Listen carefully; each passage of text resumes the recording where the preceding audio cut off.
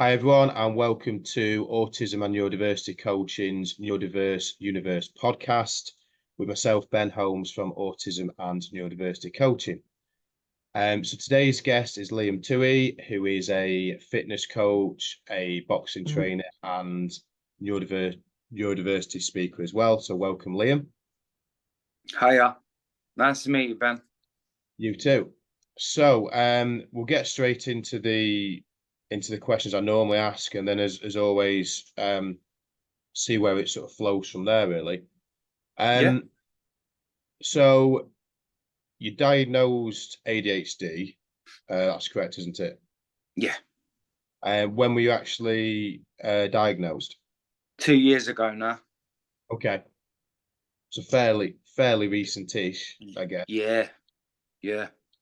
And so what led you to the diagnosis? Did you know your ADHD before then, or did someone sort of point it out to you? Well, no, I mean, I've got to be honest, my little sister got diagnosed with it at 28. And I mean, we're miles apart, but very similar, in some ways. So I nicked a bit of her medication without her knowing, and it changed my life, mate. Changed my life. Yeah.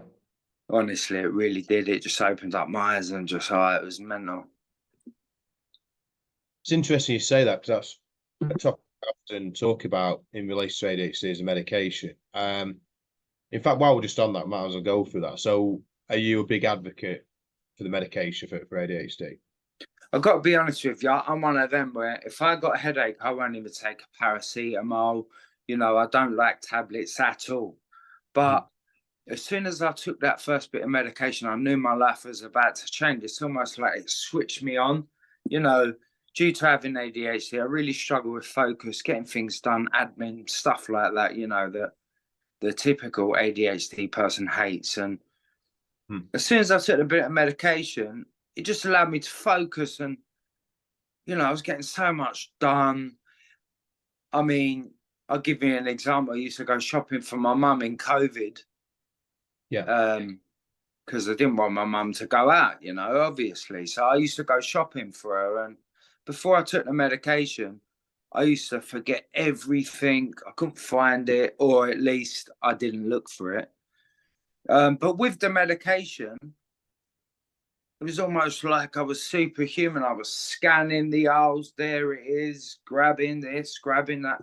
And yeah, I mean, it just really switched me back on, allowed me to focus, get more done. And yeah, honestly, it's really changed my life. Now, it's interesting to hear, because I speak to a lot of people on this podcast. A lot of them have ADHD, and we usually speak about that question. And yeah, it's good to know. I mean, I'm like you in the sense of, if I have a headache, I don't take tablets, and very much like that.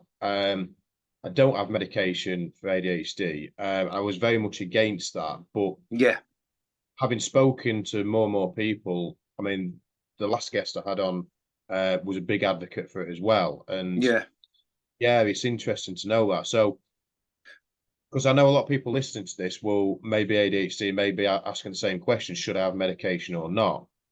Yeah, well, I've got to be honest with you, Ben. My mate rang me the other day, and he said to me, I've been diagnosed, but I'm not taking medication. I went, look, you know, we all know it shows up differently for everyone, but, you know, I hate tablets, but they have changed my life, you know. So I'd say to anyone that's listening who's on the fence to at least give it a try.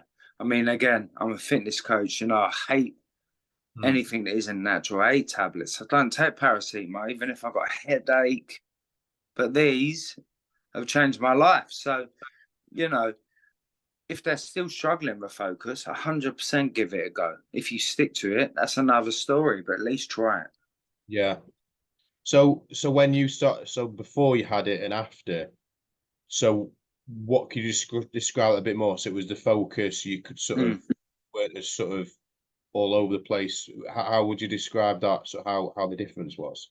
Well, mate, I've got to be honest with you. Life before the medication was a big mess. You know, I was constantly doing the wrong thing, getting in trouble with the police, getting arrested, drugs, crime, violence, the list goes on. Yeah. But as soon as I took that first bit of medication, as I say, it's almost like a light had been switched back on. And I started my own business off the back of it, something that I wouldn't have done if I didn't get diagnosed with ADHD. You know, I started going to things like business meetings, networking with people. You know, I'm not used to that. Don't come from that life. But, Yeah. you know, mixing with people playing at a lot higher level than me has been a game changer. And I've got to be honest with you, if it weren't for me getting diagnosed, I'll probably be doing the same old thing and just going round in circles and getting nowhere in life. So it just really allowed me to focus, get stuff done, and essentially build a successful career, you know? Yeah. No, it sounds like you've made a big success of it, and I totally understand that. So would it be fair to say getting the diagnosis sort of meant a lot to you and sort of changed your life for the better, would you say? 100,000,000%. I mean, again, you know, it was almost like everything that ever happened in the past made sense.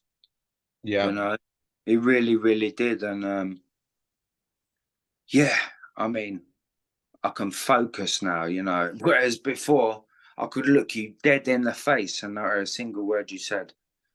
You know, it was a battle. My ex-girlfriend used to go to me, you know, she'd look me dead in the face and she'd be, and I look at her and I go, what? Even going back to when I was fighting regularly before I got diagnosed, you know, might have been getting beat in a fight, whatever it is. And I go back to the corner and my coach would give me instructions and I'd look straight at him and go Yeah. back out there and just get into a fight and not listen to a word he said. But it all makes sense now, you know. And yeah, honestly, I mean, now my focus is different level, you know, it really is. I think that's really interesting to know.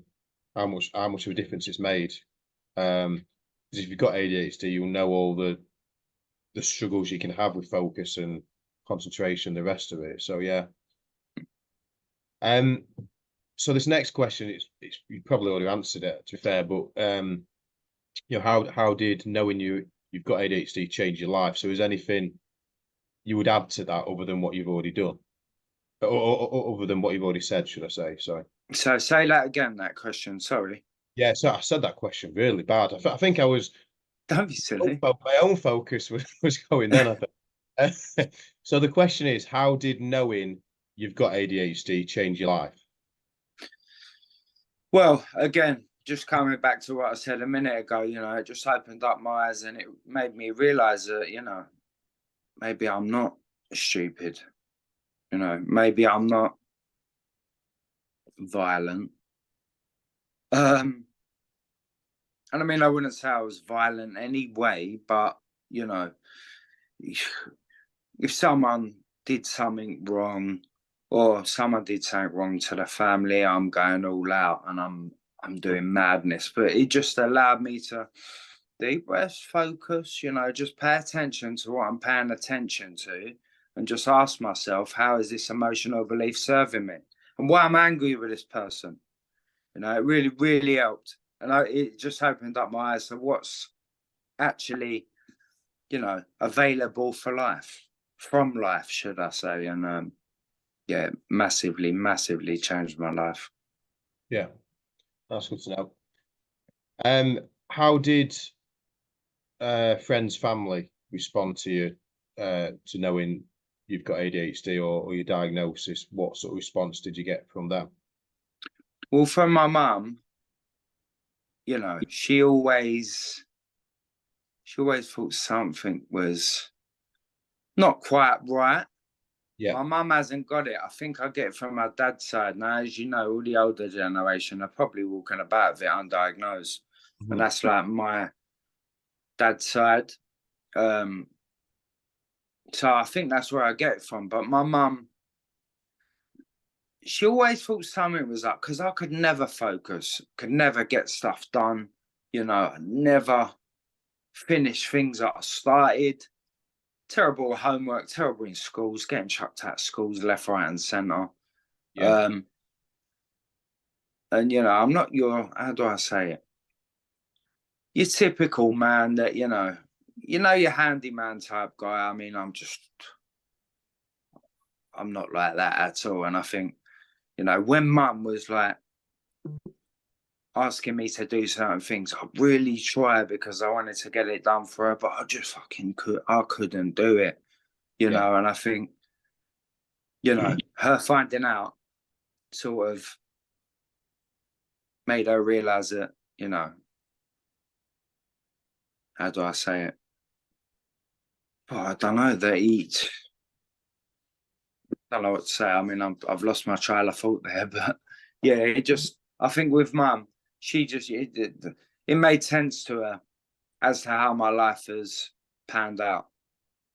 Yeah. But ever since getting diagnosed and getting the medication, she's really, really seen the transformation I've felt before her eyes, you know. And she's proud of me from where I've come from, because I come from a dark place, you know, a bad place. Yeah. She's happy in that sense. And she's happy that I'm trying to give back and help the ADHD community. Because honestly feel like they were the people that are born to serve. Yeah. Yeah. Makes sense. And how did sort of friends respond to it, or what was your, I suppose a further question, what was it like having friends, or did you have friends? What was that sort of dynamic like, sort of growing up and up until your What, dad? growing up? So yeah, so you mentioned your school background in terms of having a difficult time moving from one school to the other, getting chucked out the rest of it. So Mm. how did friends fit into that? Did you find it easy to make friends, or you didn't have friends, or Oh, yeah. I mean, I had loads and loads of friends. I mean, I'd say ADHD gives you really, really good people skills, yeah. 100%, really good communication skills. But I almost found myself isolating quite a lot. Hmm. But even now, I've got loads of friends. I mean, would I call them friends? They're just people that I speak to. Yeah. But yeah. I mean, it didn't really cause me no friend issues as such. Yeah. But you know, I do find myself. I mean, I love my own company, so I mean, I'm used to being on my own anyway. You know, I think massive part of that probably comes from being a boxer because you spend a lot of time on your own as well. And Hmm. now being a business owner, I spend even more time on my own. So Yeah. yeah, I mean, no issues with friends. To be honest with you, I know a lot of people with ADHD do struggle with friendship, but no, I didn't really struggle in that sense, to be honest with you. Yeah. And did you have any friends around you when you got diagnosed, or when you found out you was ADHD? And if so, how did they respond to that? Yeah, well, a lot of them were like, I thought so. I knew that anyway. You know, a lot of my mate, because a really good friend of mine, he's got it himself. He was like, I could have told you that ages ago, but it wasn't on the, you know, it was never ever on the forefront of my mind that there might be something wrong.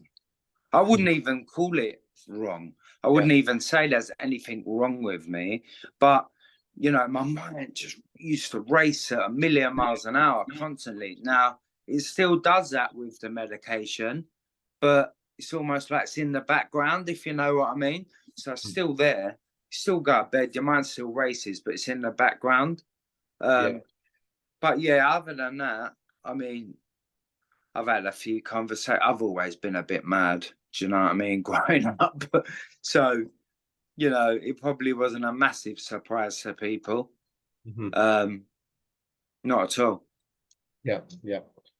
Um, so a lot of this is obviously talking about ADHD. I will just ask the question: do you have any other, however you word it, whether it's conditions, disorders, or brain differences that you know of, other than ADHD? Yeah. So in school, I got diagnosed with dyslexia. Okay. Yeah.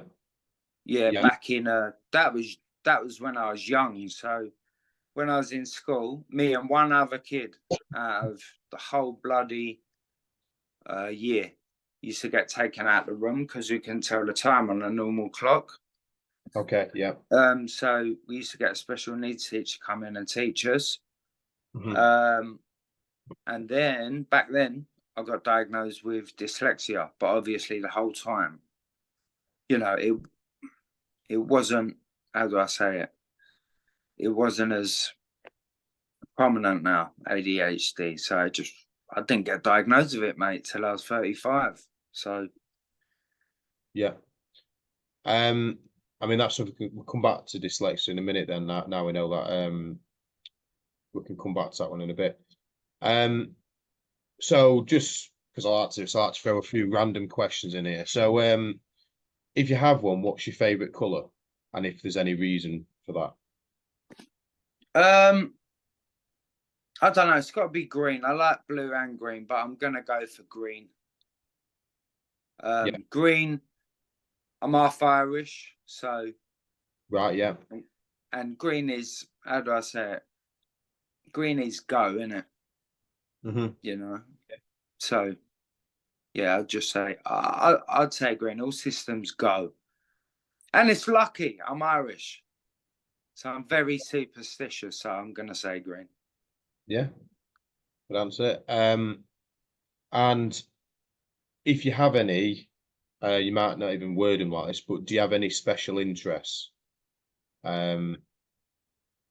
So yeah, Uh, sorry, go on. yeah, go on. No, go on. Yeah, I was Finish. gonna say, so like with autism, for example, a lot of people refer it to special interests. Some with ADHD do, but some don't. But would you say there's any ones that you really sort of focused on, any interest? Well, obviously, I love boxing. I love fitness. Fitness is part of my identity. Mhm. Um, but ever since getting diagnosed, the biggest interest for me right now is neurodiversity in the workplace. So Yeah. that's what I'm really pushing. So I'm a fitness coach for individuals with ADHD, high performance fitness coach, which Mhm. allows people to get into the shape of their life, not only physically, but mentally too.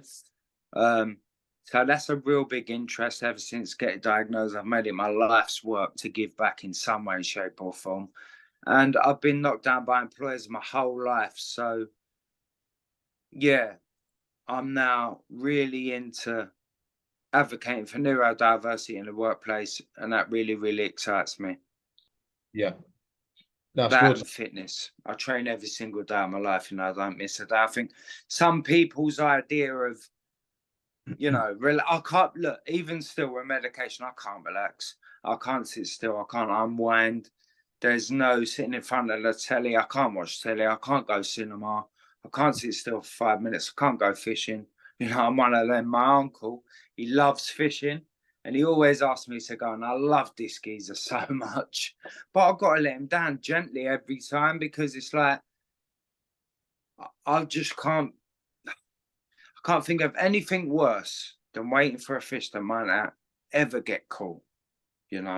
So I struggle to relax. So every single day, some people's idea of relaxing is sitting in front of the telly, just chilling out. I just can't do that. My idea Mhm. of relaxing is going for a long run, Yeah. you know. Yeah, I totally get that. I mean, yeah, fishing. I've never done it myself. I couldn't imagine. I mean, I appreciate people that go fishing, and I can see why they do it. But yeah, I couldn't sit there. Yeah, yeah, just couldn't do Do you that know either. what? I wouldn't mind a bit of sea fishing, a bit of action. You're on the boat. Yeah, Yeah, yeah, but I haven't done it. But yeah. yeah. That makes sense. So another random question. If you could meet any, whether it's celebrity or famous person, throughout history or in the present, would there be anyone you'd like to meet that you can think of and why? It's got to be. It's got to be Ali. I thought you were going to say that.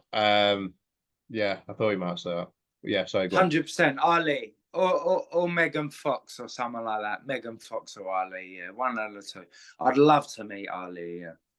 Yeah, and he had dyslexia as well, didn't he? I don't know. Did he? I'm pretty sure he did. Yeah, I'm pretty Oh, I sure. didn't know that. Pretty sure.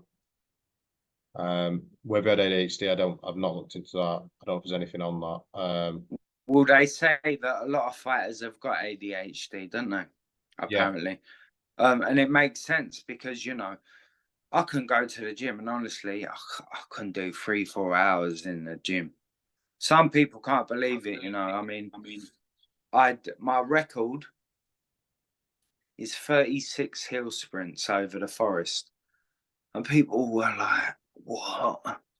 yeah, It blows their mind. But the yeah, body wants to stop, but the mind doesn't. And I think the mind just keeps me going. So the body says no, but the mind said yes. And I think, you know, that's what's really giving me energy and just allow me to perform so well and, you know, be so fit mentally and physically. yeah, You know, because I know a lot of people with ADHD get mental health issues and they struggle with depression, they get down and out, and yeah, you know, our life's going to end. I know it shows up differently for everyone, but I've never had that as such. I've just struggled with focus, acting impulsively. I can't sit still for 5 minutes. But again, we all know it shows up differently for everyone. And I think that's really important for people to understand. yeah. I definitely agree with that. I would like to, well, given what you've said and what you do, or have done in the past, I would like to touch more on the fitness side of it because I think there's a strong link between ADHD and sort of, exercise, fitness, sports, as you've sort of alluded to. And the amount of times I've had sort of conversation with people who are not ADHD where they've sort of said, oh, why do you need to go to the gym so much, or why do you need to do this or that? Why? Mm. Sort of looking into why it is that important for us to actually to do that. And again, it's not everyone with ADHD is the same, but Coach, obviously I think it does help, doesn't it? oh, million percent, mate. Listen, you can only train 6 days a week, yeah? Because you need to have one day off at least to let your body recover. And those, for me, are the worst days, you Yeah, know? yeah, Because it really just helps you clear that head. And again, you feel so much better and you get so much more done. You're in a better mood. You know, it does so much for, but then, you know, there's people with ADHD that are in love with fitness like me and you, but then there's others that couldn't think of anything worse and dread the thought of doing it. yeah, But if they just get up and give it a shot, I can guarantee you that it will change their life if they're not into any sort of fitness already.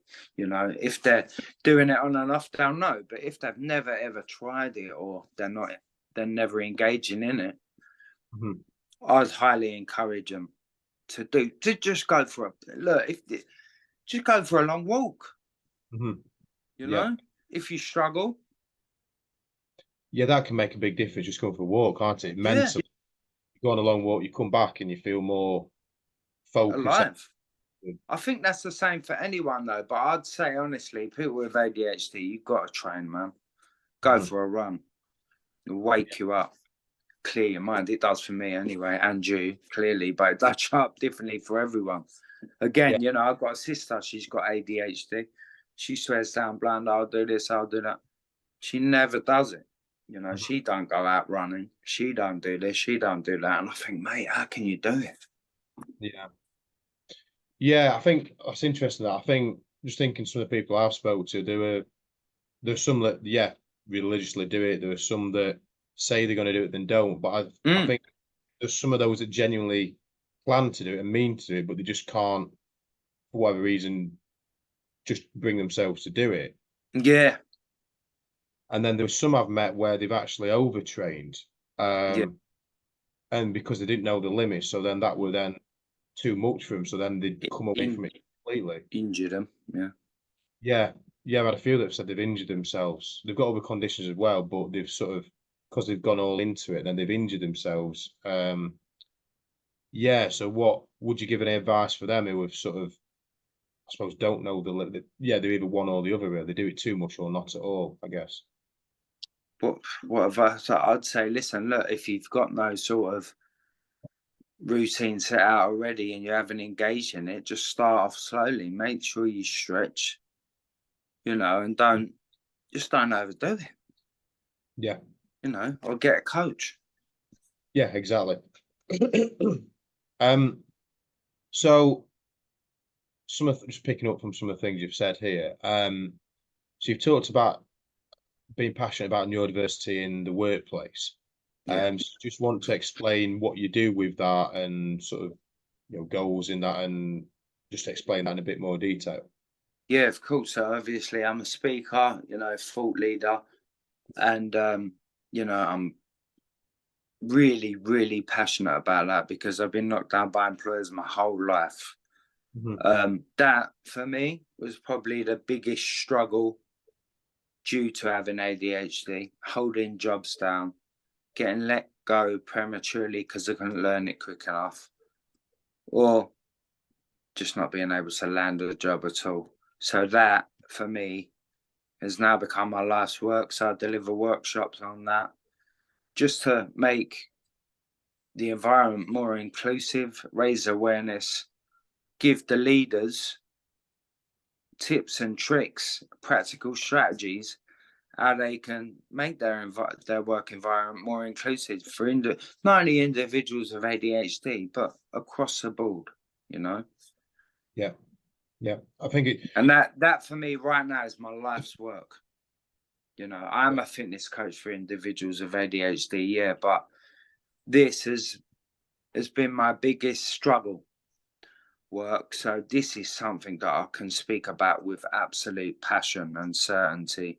And I've got real lived experience. And I feel that, you know, again, people with ADHD are the people that I was born to serve. And, you know, if I can give back, make the work culture that little bit more inclusive, give leaders a understanding practical strategies that they can take away, then, you know, that's a win-win for me. Yeah, it's much needed, and there's more of us doing that now, but there's still much more that needs to be done. So, Yeah, and it's going to take some time, but yeah, definitely. gradually we're making a difference between all of us. So yeah, it's definitely much needed. So I don't know if you're going to add to that. Sorry. Yeah. So look, last time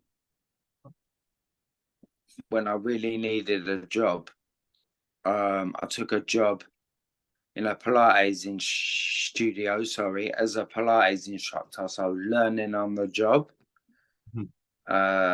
And it was hard. I'm not going to lie. It was really hard to grasp the concept of it. Before I was diagnosed with ADHD, this was. Yeah. And because I couldn't learn it quick enough, they let me go. And it was just before Christmas, and I didn't have no money.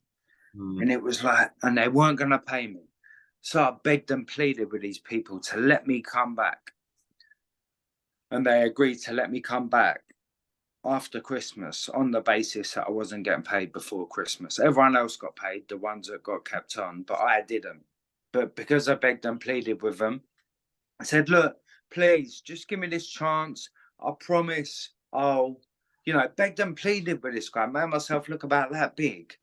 But I think by the time I went back, they'd already made their mind up amongst themselves. So I went back, I was doing really well. I was revising in the lobby for my next exam and honestly thought I was doing really well. But then a guy come along and said, look, I'm so sorry. Your work ethic is second to none, but you're just not learning it quick enough. We've got to let you go. And there I was again, unemployed January, no money, didn't get paid all over Christmas. Felt embarrassed and ashamed and almost felt like throwing the towel in. Do you know what I mean? I felt about that big. Yeah. Yeah, and if they could have just, well, obviously I don't know the full situation, but if they could have adapted, not being one size fits all sort of thing, not doing that. Well, I've got to be honest, it was about 2 years ago now, and all this neurodiversity in the workplace stuff is much more, you know, heard of. I think if they had done that now, there's a good chance that they would have probably been taken to court. Yeah. You know, because everything's changed now. But I think there's real issues there. I think, you know, at the time when I applied for that job, I didn't even know that I had ADHD. But they was asking me questions. How quickly do you learn? Are you a fast learner? And of course I'm going to tell them I'm a fast learner. I knew I wasn't, but I'm not going to tell them that. And I think that's the issue when it comes down to the application. You know, if you're neurodiverse or you got ADHD or whatever it might be, you're going to be reluctant to put down on that application that you do have it, because there's a good chance they're not even going to give you that job if they see that. And this is the issue that we struggle with. Yeah, absolutely. It's one of exactly that question there. Do you say you've got something or not? It's such exactly, and people are hiding it. You know, because they don't want to get penalised anyway. They don't want to look like they're different. Yeah. You know. Yeah. Whereas, you know, 15 to 20% of the whole of the country is neurodiverse in some way. So there's a good chance that individuals in their organisation have already got it, but they've slipped through the net and they've not told you. You know? So that's why I think getting people in to talk about it just raises awareness. Because, you know, after building relationships up with their leaders or bosses, there's a good chance they might have told them down the line. So I think reasonable adjustments need to be made all across the board. And this is why I'm so passionate about what I do at the minute. Yeah, no, I couldn't agree more. It's such a difficult one because, like you say, if you don't disclose it, you end up slipping through the net, getting the job, and then it's like, well, still that same person. I can't change who I am, so therefore, then do I mask and still pretend I've not got it? But eventually, it will come out. Because you might. It could be weeks, days, whatever, but it will. Yeah, that's it. I mean, you know, I didn't even know I had it, obviously, when I applied for that job, but I know I wasn't a fast learner, but I'm not going to tell them that, am I? So I got in there. Everyone else was firing through their exams, and I was really struggling, you know, and I was falling behind and I was staying late. I was going over it time and time again indoors, but I just couldn't learn at their pace. So I think, you know, just little adjustments, you know, if you just give them that little bit more time at the beginning of a new task, that'd really help, because honestly, that would have helped me if they'd just give me that little bit of time right at the beginning, just to grasp it a little bit more. I'll probably be flying now, you know, but they didn't, and I'm glad they didn't, because had I have stayed in that job, I would have been dead inside right now. So thank God they let me go. Yeah, the whole thing's working out for the best sort of thing, isn't it? One thing I think it's very important to point out with that is obviously dyslexia, because you've talked about ADHD struggles, but I don't know how you struggle with dyslexia exactly, but I would imagine that must have had an impact with doing that, maybe. Or would you say? Well, I don't really get dyslexia. I mean, you know, that was kind of diagnosed and then forgotten about, because I got diagnosed at a very young age. I didn't ever take no medication for that. That was just a label that was put on me, I suppose, because I couldn't learn as fast as others. As I say, I couldn't learn the time on a normal clock like other people. And I just kind of forgot about that as life went by, but always knew that I was a little bit of a slow learner. But then it wasn't until obviously getting diagnosed with ADHD that it all made sense. Yeah. That's when I thought, wow, I took the medication. Like I said, now I can focus like there's no tomorrow. I've got no issues with focus now. Yeah. But yeah, I can still act impulsively, of course. You know, it doesn't change it. It just helps. Yeah. Yeah. So would you say then, from what you're saying, you very much identify with the ADHD side of it, but the dyslexia side, not so much, would you say? No, yeah, because I haven't really, you know, like I said to you, I got diagnosed with it and forgot about that. You know, that was something that got diagnosed at a young age, and I just thought, okay, cool, I've got it now. I never really thought about it since that. I remember getting taken out in school by the special needs teacher, and that is always in the back of my mind, because I got diagnosed with ADHD, and I'm like, wow, the whole time. And they didn't even know that I might have ADHD. But like I said, it's much more prominent now. as it was back then, you know. Yeah. So just looking at what you've said with work, etc. Whereabouts are you based? What sort of area is it that you're based in? So I live in Chigwell. I don't suppose you know, you're from up north, in you, Ben? Yeah, I mean, I know Tigwell's Essex. Yeah. I can't remember how I know that. Probably from some sporting things, some maybe darts or something else. Someone's probably Oh, told me. okay. Yeah, it's like Chigwell. It's like East London, Essex. It's Yeah, Essex. It's on the border of East London. Yeah. yeah, okay, yeah. So do you do like work nationally, or is it local, or with your talks, etc.? How? All over. I've got a really exciting meeting with a lovely lady who I bumped into on LinkedIn on the 22nd of February, and there's a good chance that I'm going to be doing online sessions in America too. Oh, So brilliant. that's something I really look forward to. Yeah, that sounds good. I mean, Mm. that's the thing online, isn't it? You can talk anywhere, can't you? So Of it's course. Yeah, yeah, 100%. So yeah, at the minute, I'm building up really good relationships with people, and yeah, I'm really excited about that one. yeah, sounds good.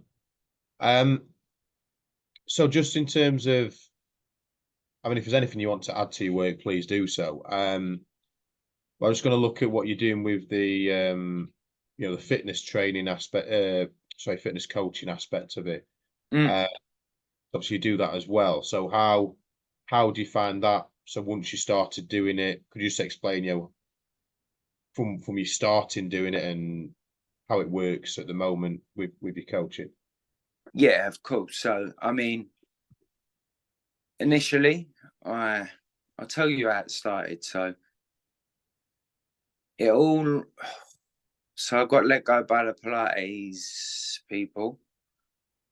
Yeah, A few weeks later, I got diagnosed with ADHD.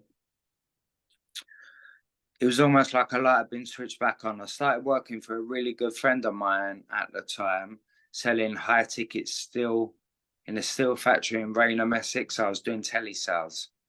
right, yeah, And my mind was on fire. I was putting the phone down, one after another, time and time again, bang, bang, bang, breaking records, making loads and loads of sales.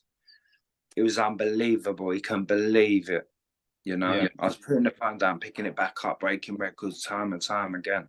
As I say, we've got great communication skills, right? So I was yeah, just blowing everyone out the water, making them loads of money. My boss, God rest his soul, he died. He was only 47.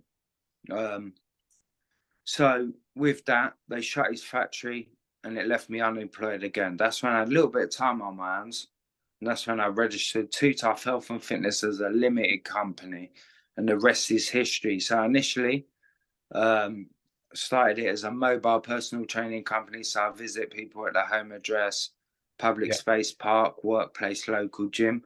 And I come with all the equipment on board. So yeah, that's how we started. It was a real battle to start with. For months I struggled.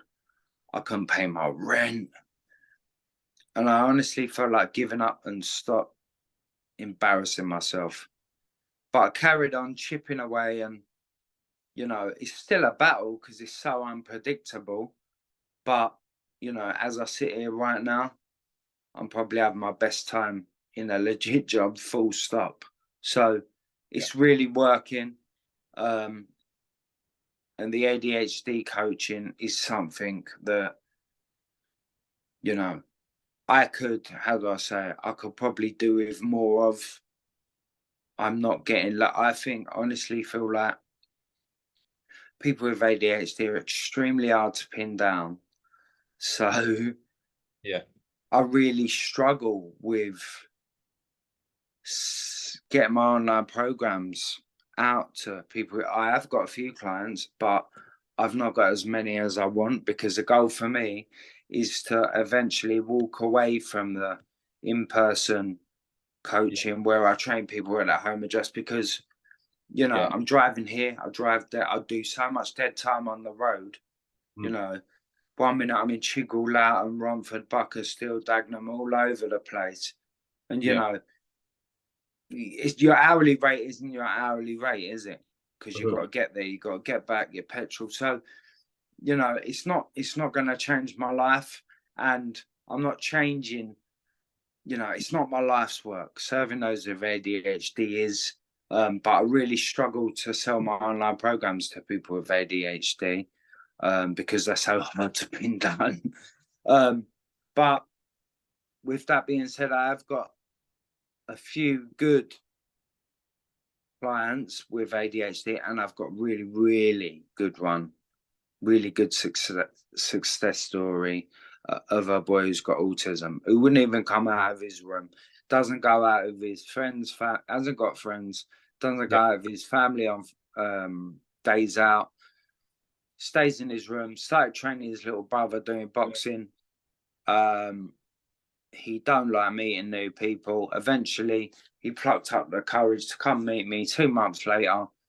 Now, this kid comes out of his room every single Friday and he's excited to come down and train with me every single week. It's changed his life. He's now started going into school, whereas before he was homeschooled and didn't want to go to school. But now he goes into school, and I think he started making friends now, and it's changed his life in many ways.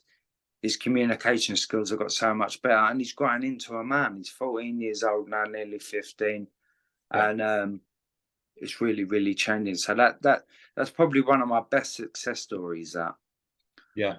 And yeah, this kid is like so clever, man. Yeah. That's good to hear from how you've took him from there to where he is now. Yeah. Changed him, man. Yeah. Really proud of that one. Yeah. And I think just going back a few minutes when you was saying about your coaching and saying obviously driving about all over the place, and I think one thing that a lot of people don't appreciate if they're working normal jobs, if you will, is people like coaches or trainers who work on like hourly rates, and factored into that is the traveling time and like Mm, preparing for sessions or whatever it is. yeah, It's not the actual hour you're doing or however long it is. It's of what course not. isn't it? Exactly. So I mean, I put my prices up this year. It's been a limited company now for 2 years. So I put my prices up last year and this year, but even still, it's not enough. You know, it's just not. You know, but I do love what I do because I throw boxing into my workouts, all my workouts, because you know, I used to be a fighter, so I do love it. It's what I Mhm. live for, and I'm generally excited to deliver a session. But I Yeah, don't like driving there, and I don't like the money that I get. You know. yeah, But I do yeah, love my job, and there's freedom there. I've got no boss telling me what to do. It's great in that sense. But yeah, the online coaching, individuals with ADHD is where I want to be. But more importantly, the inclusive workplace coach is what I want to be. yeah. No, it makes complete sense. And you can't be, having loads and loads of clients and in person driving around because it's just not practical. The Of more you course you get, can't. yeah, Tell you what, I did 8 in one day once. I right, could yeah, never do that again. yeah, I could never do that again. I started at 7 o'clock in the morning and finished at 8 at night. yeah, You know, so it was great. I earned good money. Could I do it every day? Probably not. yeah, yeah. I totally get that. And obviously, as well as the traveling, it's actually doing the session itself. It's not like you're not doing it. Yeah, exactly. So, you know, by the time you get to the last one, all you're doing is giving the client what you got left in you, and it ain't a lot, Yeah, you know. no, I get that. Um, so before we start to wrap it up, just a few other questions. Are there any sort of hobbies or interests you have outside of what you've already discussed? I don't think so, you know. I mean, I was thinking about it before the call, just thinking, but the, I guess saying that, I've got 2 dogs. I love them. I love taking them out. When it's hot, I take them to the beach in summer. I love that. I love taking my mum out for meals and stuff. get severe separation anxiety Yeah. from my dogs and my mum. So yeah, when I can, I like to spend a lot of time with my mum, even though I do live with her. I like to take my mum out, and Yeah. you know, I've got a brother, I've got a sister. I like to meet my brother and his nephew, my nephew. Yeah. Other than that, mate, like, it's just full steam ahead with trying to make something of myself and get the years back that I lost, man, when I was struggling, you know? Because as you know, people with ADHD always feel like they've never done enough. And I can never relax. So I'm constantly working, no matter what, because I'm nowhere near where I want to be. And I think that's really important. If you're not where you want to be, you need to keep working, right? Yeah, I can really resonate with that. Yeah, definitely. So that, Yeah. other than that, I love boxing. I love fitness. I love my dogs. I love my mum. I like eating, if that's an interest. Yeah. Some people class it as, yeah. And yeah, other than that, what else? I don't like films. No. Self-development, personal self-improvement, personal development is massive for me. You know, so I'm always learning daily. Yeah. Sounds Every good. day, every day. Yeah. So just last thing to touch on here. I don't know if this is a question or not really, but basically, is there anything else you'd like to add? Get my words right. Is there anything else you'd like to add with ADHD in terms of things you think people should know about, whether it's strengths, struggles, or something from your experience? You know, or whether it be anything from the period where you were struggling with work or education or whatever. Is there anything else you think you'd like people to know about? Yeah, all I say is this: ADHD doesn't mean you're broken. It just means I do things in my own creative way.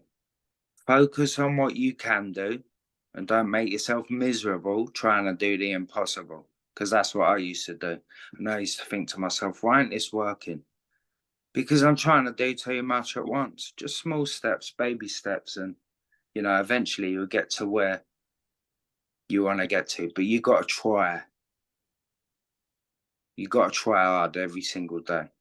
Because I know how easy it is not to try and just let life go by and get lost, stuck in reaction mode, looking at social media all day, losing vital hours of your day.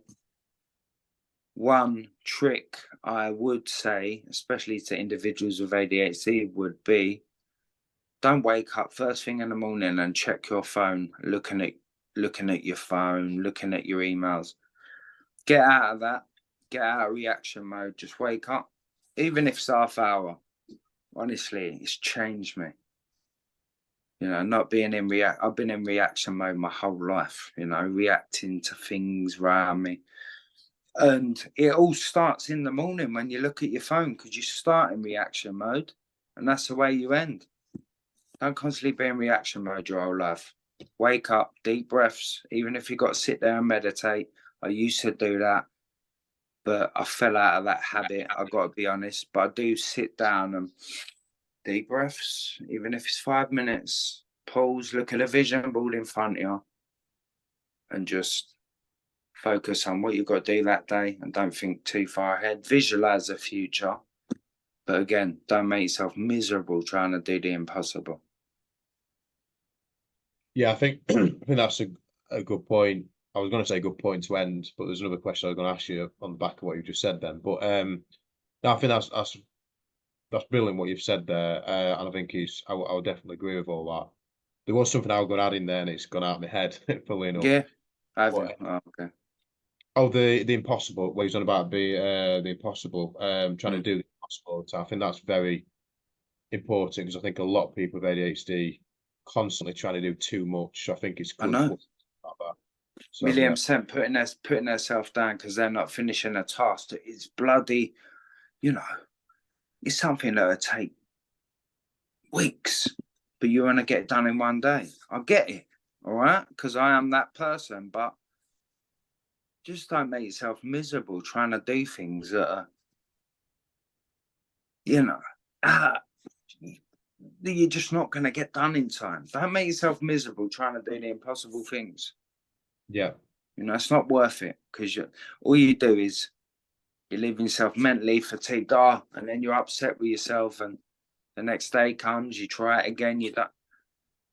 Pace yourself. Time blocking has been a massive thing for me as well. Yeah. Healthy breaks, and you know, if I have got an important task or a deadline coming up, I still leave it till last minute, of course. Yeah. You know, I find that just taking healthy breaks, do half hour, get up, walk about, come back to it. Don't just sit there and drain yourself all day trying to get it done. Because if you do that every day, all you're going to do is burn out and never finish it. You know? Yeah, I think that's really important, that one, the breaks. And that's, again, that's something I've explained to people who don't have ADHD, particularly in workplaces in the past, where they're like, why does he need to have a break and whatever? It's so important. Yeah, Even 100%. Even if it's 5 minutes just to walk around or whatever. Yeah, definitely. Get some natural light, you know? Get away from the screen. Stop staring into the screen. You know? One last, so this will be the last one then. So you brought up meditation. I think that's quite important just to quickly talk about that. So you've already touched on it. So what's your thoughts on medication? Because meditation. Meditation. Meditation, because with ADHD, I know people that are really tuned into it, and then others are like, no, I can't do that at all. So again, it's got to be preference. But what's your sort of take on that? Well, to be honest, just listening to, I was listening, off the top of my head, I can't remember what it was called, but I was listening to like some calming music, sitting there, deep breaths, you know, and I was doing that for a little while. But in the end, you know, I just didn't have the patience for it. Although it was doing me the world of good, I didn't have the patience to sit still for too long. So I fell out of that habit and thought, I could be doing something productive with my time rather than, you know, sitting. Although it made me feel great and set me up for the day, it was always in the back of my mind, I should be doing this, I should be doing that. No, that's wasting vital minutes of my day. So I did push that to one side, but you know, I think it's really, really important. It was working wonders for me, but again, you know, my life's just a big rush, and now I'll just get up and I'd rather learn something. You know, I feel like my time is better spent learning something new, or rather than sitting there but it does work wonders for me. But again, my real meditation and therapy is fitness. So I'll just get out there, go running for miles on end, and that's my meditation. But I do still get myself into state and deep breaths, you know, and I will sit there for 5 minutes, but I was doing it for half an hour a day. And then it went down to 10 minutes, and I just thought, you know what, I could be doing something productive. So I walked away from it. But it was a game changer, and there's a good chance that I'll go back to that real soon. No, I totally get that. So I think that's a good point to place to end it on. Really appreciate you being on. Really enjoyed it. Good, thank you. Listen, thank you so much, Ben, and hopefully we'll catch up real soon. Yep, definitely. And yes, thanks for being on, and thanks for everyone else for listening. We'll speak to you again soon.